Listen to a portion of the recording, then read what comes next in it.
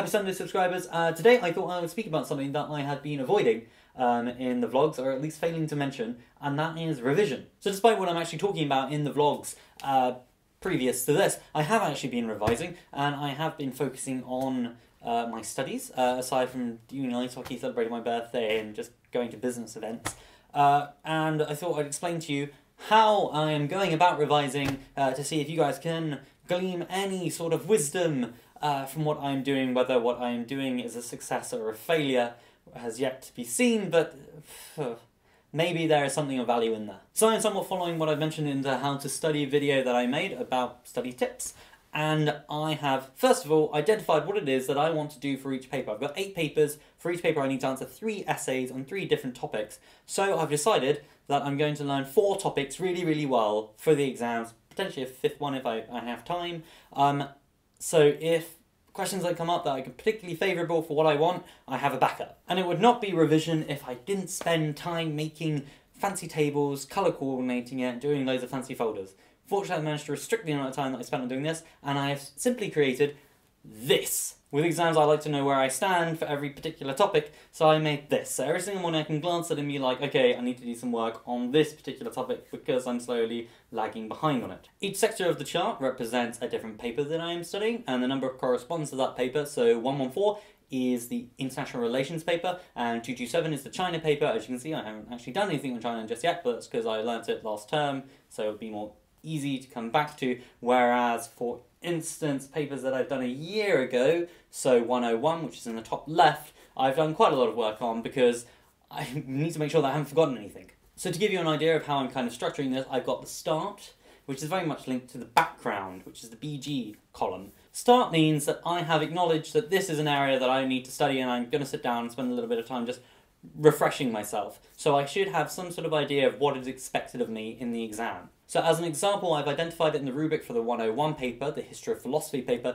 that I need to answer a question from section A and then section B or C. So that will involve me knowing something about, for section A, either something about Descartes, Spinoza or Leibniz. And then for section B, I need to know something about Hume, Locke or Berkeley. From that, I managed to narrow down what topics I should study so that I wasn't wasting my time. And I narrowed that down to focusing on God, mind and body, skepticism, and Hume's causation and induction. This is to ensure that I'm not wasting my time and being as efficient as possible, and I have a clear focused goal when I go to the library. To explain what I actually do in the library, and to also explain what the other column is in this chart, which is version, this is me making notes. So I get the recommended reading that I need to do for a particular topic to have some sort of grounding in it, and I create a version 1.0 of that reading that is incredibly comprehensive, details very exactly the relevant chapters of those particular texts with the years and the authors and the titles, so I can cite them in an exam, and then I create that. That is version 1.0. When I come back to it, I'm going to create version 2.0, and that will be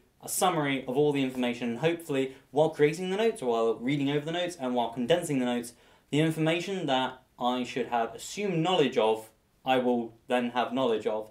And then when I come to the actual exam, I can just quickly skim over this couple of page handout as opposed to a 20-page current version of notes that I have on judiciaries. And then I can be ready, feel solid, and be like, yes, I know this stuff. So to abstract from what I'm doing in that, I'm getting something that's huge, learning about it and studying it, and then slowly narrowing it down. Every single time I narrow it down, I'm able to reaffirm that information in my head, and hopefully, bit by bit, more of it will go in here.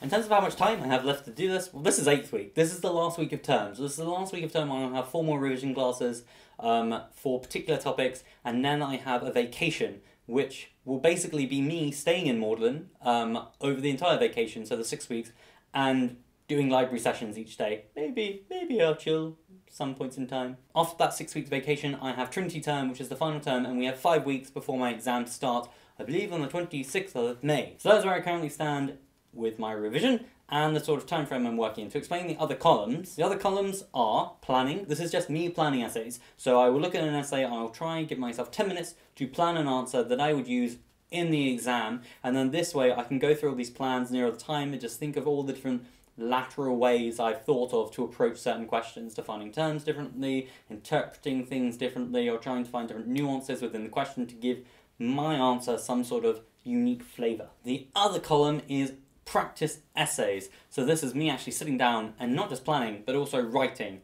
a timed essay within an hour, and eventually that will evolve into me doing not one timed essay but 3 timed essays consecutively, because that is what I'll have to do in the exam, and trying to increase my writing speed, because it seems to be that I type a lot, so I need to increase my writing stamina.